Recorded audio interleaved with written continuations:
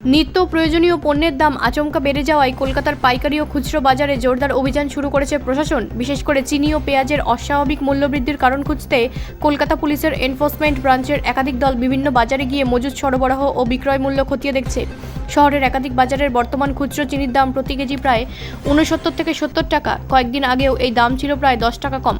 একই সঙ্গে পেঁয়াজের দামও দ্রুত বেড়েছে। বাজার ভেদে প্রতি কেজি প্রায় 60 থেকে 65 টাকা পর্যন্ত পৌঁছেছে। ফলে মধ্যবিত্ত ও নিম্নবিত্ত পরিবারের রান্নাঘরের বাজেটে নতুন করে চাপ তৈরি হয়েছে। প্রশাসনের আশঙ্কা শুধুমাত্র সরবরাহের ঘাটতিই নয়, কোথাও কৃত্রিম সংকট তৈরি করে মজুতদারি বা অতিরিক্ত দামে বিক্রির মাধ্যমে বাজারকে প্রভাবিত করা হচ্ছে কিনা সেটিও খতিয়ে দেখা প্রয়োজন।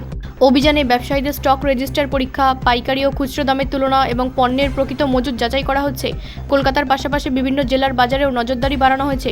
প্রশাসনিক সূত্রে খবর, কলকাতায় একাধিক বিশেষ ইবি দল বাজারে পাঠানো হয়েছে। শ্যামবাজার, মানিকতলা, কোলে মার্কেট, গড়িয়াহাট সহ বিভিন্ন গুরুত্বপূর্ণ বাজারে অভিযান ও নজরদারি চলছে।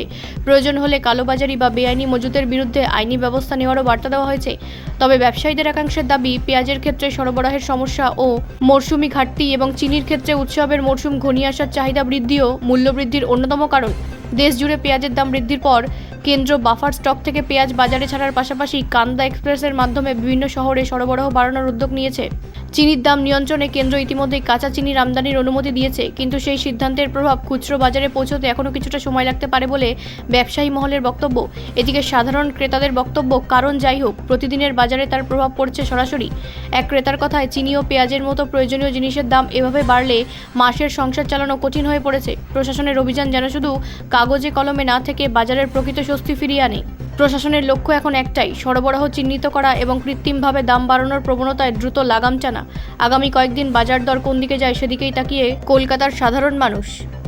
ব্যুরো রিপোর্ট, রাষ্ট্রীয় প্রসার বাংলা।